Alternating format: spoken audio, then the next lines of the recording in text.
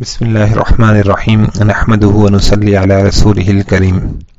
جہاد کے اغراض و مقاصد۔ ان آیتوں میں جو اس سے پہلے تلاوت کی گئیں، حق تعالی شانہ نے اجمالاً جہاد کے کچھ اغراض و مقاصد کا ذکر فرمایا ہے، اور اشارتاً لوگوں کے اس شبہ کا بھی جواب دیا ہے جو یہ کہتے ہیں کہ اسلام نے جہاد کی اجازت دے کر خون ریزی کا دروازہ کھول دیا ہے۔ خلاصہ جواب یہ ہے کہ جہاد اسلام کے ساتھ مخصوص نہیں، انبیاء سابقین علیہم السلام کو بھی جہاد کی اجازت دی گئی، ورنہ اگر جہاد کی اجازت نہ دی جاتی تو اللہ کا نام لینا دشوار ہو جاتا، اور تمام معابد یعنی جہاں پر اللہ کی عبادت کی جاتی ہے منہدم کر دیے جاتے، اور اللہ جل شانہ کی یہ قدیم سنت ہے کہ وہ اپنے مخلصین کو جہاد کا حکم دیتا رہا تاکہ مفسدین اور فتنہ پردازوں کے شر اور فساد کو دفع فرمائے۔ جیسے اللہ سبحانہ تعالی نے سورہ بقرہ میں ارشاد فرمایا، وَلَوْلَا دَفْعُ اللَّهِ النَّاسَ بَعْضَهُمْ بِبَعْضٍ لَفَسَدَتِ الْأَرْضُ وَلَكِنَّ اللَّهَ ذُو فَضْلٍ عَلَى الْعَالَمِينَ۔ ترجمہ: اگر اللہ بعض لوگوں کے شر اور فساد کو بعض لوگوں کے ہاتھ سے دفع نہ فرماتے تو تمام زمین میں فساد پھیل جاتا، لیکن اللہ جہانوں پر بڑا ہی فضل فرمانے والا ہے کہ فتنہ اور فساد رفع کرنے کے لیے جہاد کی اجازت دی۔ ان آیتوں میں جہاد کی عام غرض و غائد کے علاوہ اس کی ایک وجہ یہ بھی بیان فرمائی ہے کہ صحابہ کرام رضی اللہ تعالی عنہم کو کیوں جہاد و قتال کی اجازت دی گئی۔ وہ یہ کہ ان پر طرح طرح سے ظلم و زیادتی کی گئی اور بے قصور اور بلا وجہ اپنے گھروں سے نکال دیے گئے، صرف اس کہنے پر کہ ہمارا پروردگار اللہ ہے، اور جہاد کی اجازت سے فقط مشرکین مکہ کے پنجہ ظلم سے چھڑانا مقصود نہیں، بلکہ مقصود یہ ہے کہ ان کی نصرت اور حمایت کریں۔ جہاد کی حقیقت۔ جہاد جہد بامعنی طاقت سے مشتق ہے، جس کے معنی یہ ہیں کہ اپنی طاقت کو مال و دولت کے لیے نہیں، عصبیت اور قومیت اور وطنیت اور اظہار مردانگی اور شجاعت، طاقت اور سلطنت اور مملکت کے لیے نہیں، بلکہ صرف اللہ تعالی کا بول بالا کرنے کے لیے اپنی طاقت کو پانی کی طرح بہا دینا، اس کو اصطلاح شریعت میں جہاد کہتے ہیں۔ یعنی اعلی کلمت اللہ، یعنی اللہ کا بول بالا کرنا اگر مقصود نہ ہو بلکہ فقط مال و زر مطلوب ہو، یا قطع نظر حق اور باطل سے وطن اور قوم کی حمایت مقصود ہو، یا اپنی بہادری اور شجاعت کا اظہار منظور ہو، تو اللہ اور اس کے رسول کے نزدیک یہ جہاد نہیں۔ جہاد تو وہ ہے جو محض خالص اللہ جل شانہ کی رضا اور خوشنودی کے لیے ہو، دنیاوی اور نفسانی اغراض کے شائبے سے بالکل پاک ہو۔ خلاصہ یہ کہ اللہ تعالیٰ کے وفاداروں کا خدا تعالیٰ کے باغیوں سے محض خدا کا باغی ہونے کی وجہ سے لڑنا اور اس کی راہ میں انتہائی جانبازی اور سرفروشی کا نام جہاد ہے، بشرطے کہ وہ جانبازی اور سرفروشی محض اس لیے ہو کہ اللہ کا بول بالا ہو اور اس کے احکام بے حرمتی سے محفوظ ہو جائیں، اور دنیا کا کسی قسم کا نفع مقصود نہ ہو۔ ایسی جانبازی اور سرفروشی کو شریعت اسلام میں جہاد کہتے ہیں۔ اگر مال مقصود ہو یا نام مطلوب ہو یا بلا لحاظ اسلام قوم اور وطن مقصود ہو تو شریعت میں وہ جہاد نہیں بلکہ ایک قسم کی جنگ ہے۔ چنانچہ حضرت ابو موسیٰ اشعری رضی اللہ تعالیٰ عنہ سے روایت ہے کہ رسول اللہ صلی اللہ علیہ وسلم سے یہ سوال کیا گیا کہ انسان کبھی اظہار شجاعت کے لیے جنگ کرتا ہے اور کبھی قومی غیرت و حمیت کی بنا پر اور کبھی دنیاوی نمود اور شہرت کے لیے، ان میں سے کون سی جنگ جہاد فی سبیل اللہ کا مصداق ہے؟ تو ارشاد فرمایا کہ جو شخص فقط اس لیے لڑے تاکہ اللہ ہی کا بول بالا رہے، بس وہ جہاد فی سبیل اللہ ہے۔ امام بخاری رحمۃ اللہ علیہ نے ایک روایت کو ذکر کیا ہے کہ کسی غزوے میں نبی کریم صلی اللہ علیہ وسلم کا مشرکین سے مقابلہ ہوا تو قزمان نامی ایک شخص حضرات صحابہ کرام رضی اللہ تعالی عنہم کے لشکر میں تھا، جو در پردہ منافق تھا۔ اس نے اس لڑائی میں مشرکین کا خوب مقابلہ کیا اور کارہائے نمایاں دکھلائے۔ سہل ابن سعد سعدی رضی اللہ تعالی عنہ نے کہا کہ یا رسول اللہ، آج ہم میں سے کسی نے اتنا کام نہیں کیا جتنا کہ فلاں نے کیا۔ آپ صلی اللہ علیہ وسلم نے یہ سن کر فرمایا، آگاہ ہو جاؤ کہ وہ دوزخی ہے۔ بالآخر کافروں سے لڑتے لڑتے یہ شخص شدید زخمی ہوا اور زخموں کی تکلیف سے گھبرا کر خودکشی کر لی۔ حافظ عسقلانی رحمۃ اللہ علیہ اس حدیث کی شرح میں فرماتے ہیں کہ اس شخص نے اللہ کے لیے قتال نہیں کیا تھا، بلکہ قوم کے لیے قومی حمیت کے جوش میں قتال کیا تھا، اس لیے ایسا شخص شہید نہیں کہلایا جا سکتا۔ معلوم ہوا کہ جو شخص نبی کی حمایت میں کافروں سے بھی جنگ کرے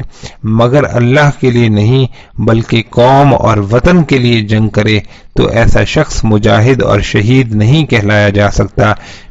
چہ جائے کہ قومی اور وطنی بھائیوں کے ساتھ ہو کر اسلامی بھائیوں سے لڑنے کے لیے تیار ہو۔ حافظ بدر الدین عینی رحمۃ اللہ علیہ کہتے ہیں کہ میدان قتال میں سب سے پہلے یہ شخص یعنی قزمان نکلا اور سب سے پہلے اس نے کافروں پر تیر چلایا اور للکار کر یہ کہا کہ اے آل اوس، اپنے حسب و نسب یعنی قبیلے اور قوم کی حفاظت کے لیے قتال کرو۔ قتادہ بن نعمان ایک صحابی ہیں، جب اس شخص پر گزر ہوا تو اس کی نازک حالت کو دیکھ کر یہ کہا کہ اے قزمان، تجھ کو شہادت مبارک ہو۔ قزمان نے یہ کلمہ سن کر جواب دیا، خدا کی قسم، میں نے دین اسلام کے لیے قتال نہیں کیا، میں نے تو فقط قوم اور قبیلے کی حفاظت کے لیے قتال کیا ہے۔ صاف مطلب یہ تھا کہ قوم اور وطن کے لیے جنگ کرنے اور اس راہ میں مارے جانے سے آدمی مجاہد اور شہید نہیں بنتا، محض اللہ کے لیے جو قتال خدا کے دشمنوں سے ہو اس میں مارے جانے سے شہید بنتا ہے۔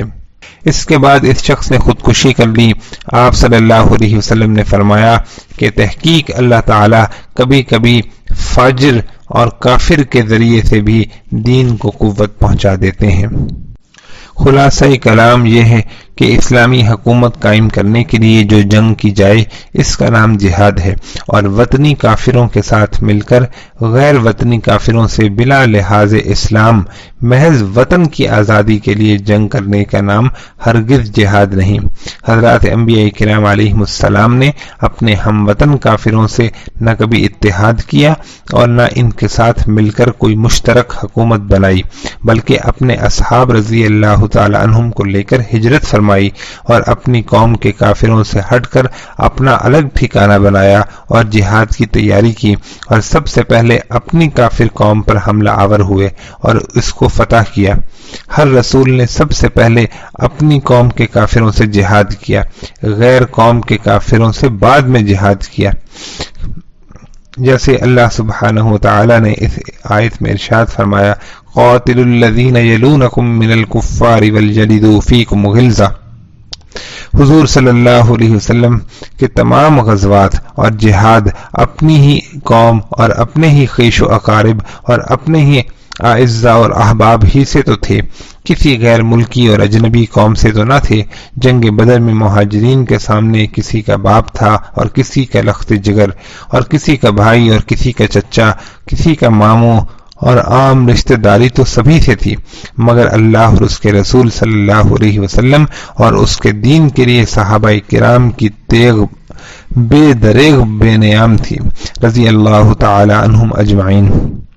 ایمان ایسے ہی عشق کا نام ہے جس کے سامنے لیلا اور مجنون کی تمام داستانیں گرد ہیں، اور قرآن و حدیث جو ہجرت کے فضائل سے بھرا پڑا ہے، اس ہجرت کا مطلب یہی تو ہے کہ اللہ اور اس کے رسول صلی اللہ علیہ وسلم کے لیے اپنی ماں اور اپنا باپ اور بیوی اور بچوں اور خیش و اقارب سب کو چھوڑ دینا۔ قوم اور وطن کا تو ذکر ہی کیا ہے۔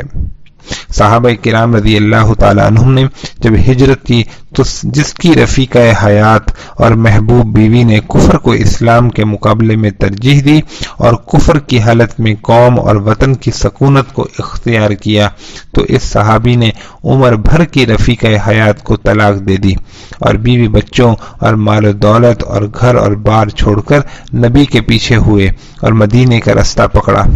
رضی اللہ تعالی عنہم اجمعین۔ اے میرے عزیزو، اے میرے دوستو، قومیت اور وطنیت ایک فتنہ ہے۔ بت پرستی کے بعد قوم پرستی اور وطن پرستی کا درجہ ہے۔ آداب جہاد: جب جہاد کے لیے گھر سے نکلو تو اللہ کا نام لے کر نکلو، اتراتے ہوئے اور اکڑتے ہوئے نہ نکلو، آپس میں ایک دوسرے سے جھگڑا نہ کرو، اللہ اور اس کے رسول صلی اللہ علیہ وسلم کی اطاعت کو ہر وقت پیش نظر رکھو، مقابلے کے وقت ثابت قدم رہو، صبر اور تحمل سے کام لو، عین مارکہ قتال میں بھی اللہ کے ذکر سے غافل نہ ہو، جس کے لیے جاں بازی اور سرفروشی کرنے نکلے ہو ایک لمحے کے لیے اس سے غفلت نہ ہو۔ جیسے کہ اللہ تعالیٰ نے قرآن کریم میں ارشاد فرمایا، یا ایھا الذین آمنوا اذا لقیتم فئۃ فاثبتوا واذکروا اللہ کثیرا لعلکم تفلحون واطیعوا اللہ ورسولہ ولا تنازعوا فتفشلوا وتذهب ريحكم واصبروا ان اللہ مع الصابرین ولا تکونوا كالذین خرجوا من دیارهم بطرا ورئاء الناس ويصدون عن سبیل اللہ واللہ بما یعملون محیط۔ ترجمہ: اے ایمان والو، جب کافروں کی جماعت سے تمہارا مقابلہ ہو تو امور ذیل کو ملحوظ رکھو، جہاد میں ثابت قدم رہو اور کثرت سے اللہ کا ذکر کرو تاکہ اس کے نام کی برکت سے تم کامیاب ہو، اور ہر امر میں اللہ اور اس کے رسول صلی اللہ علیہ وسلم کی اطاعت اور فرما برداری کو ملحوظ رکھو، اور آپس میں جھگڑا نہ کرو کہ اس سے تم بزدل ہو جاؤ گے اور تمہاری ہوا اکھڑ جائے گی۔ نیز یہ بھی آداب جہاد میں سے ہے کہ ان کافر لوگوں کی طرح مت ہو جاؤ جو اس واقعہ بدر میں اپنے گھروں سے اتراتے ہوئے اور دکھلاتے ہوئے نکلے ہیں اور لوگوں کو خدا کے راستے سے روکنا چاہتے ہیں، اور اللہ تعالیٰ ان کے اعمال کا محیط ہے۔ نیز اپنی کثرت اور ساز و سامان پر کبھی مغرور نہ ہو اور قلت سے کبھی گھبراؤ نہیں، ہر حال میں اللہ جل شانہ پر اعتماد اور بھروسہ رکھو، فتح اور نصرت کا مالک صرف اسی کی ذات کو جانو۔ جب سوار ہونے لگو تو اللہ کی نعمت کو یاد کرو کہ اس نے تمہاری آسائش کے لیے یہ سامان سفر پیدا فرمایا، اور یہ پڑھو سبحان الذی سخر لنا ھذا وما كنا له مقرنین وانا الی ربنا لمنقلبون، جس کا ترجمہ ہے کہ پاک ہے وہ ذات جس نے ان جانوروں کو ہماری سواری کے لیے مسخر کر دیا، ورنہ ہم میں سے اس کی طاقت نہ تھی، اور تحقیق ہم سب اللہ کی طرف لوٹنے والے ہیں۔ جب کسی بلندی پر چڑھو تو اللہ جل شانہ کی عظمت اور کبریائی کا خیال کر کے اللہ اکبر کہو، اور جب پستی اور نشیب کی طرف اترو تو سبحان اللہ کہو کہ وہ ہر پستی سے پاک اور منزہ ہے۔ فتح و نصرت کے بعد بطور فخر یہ نہ کہو کہ ہم نے فتح کیا، بلکہ اللہ کی طرف منسوب کرو کہ اس نے محض اپنے فضل اور رحمت سے ہم کو فتح دی۔ چنانچہ حدیث میں ہے کہ رسول اللہ صلی اللہ علیہ وآلہ وسلم جب جہاد سے واپس ہوتے تو یہ کلمات آپ صلی اللہ علیہ وسلم کی زبان پر ہوتے: لا الہ الا اللہ وحدہ لا شریک لہ، لہ الملک ولہ الحمد وہو علی کل شیء قدیر، آئبون تائبون عابدون ساجدون سائحون لربنا حامدون، صدق اللہ وعدہ ونصر عبدہ وہزم الاحزاب وحدہ۔ کتا اور گھنٹا اور باجا ہمراہ نہ ہو، جس قافلے میں یہ چیزیں ہوتی ہیں فرشتے ان کے ہمراہ نہیں ہوتے، یعنی عیش و طرب کا کوئی سامان ساتھ نہ ہو۔ ناظرین کرام غور فرمائیں کہ اسلامی جہاد کی یہ شان ہے کہ دیکھنے میں مجاہدین کا لشکر ہے اور درپردہ نور السماوات والارض کے عاشقوں کا ایک گروہ جا رہا ہے۔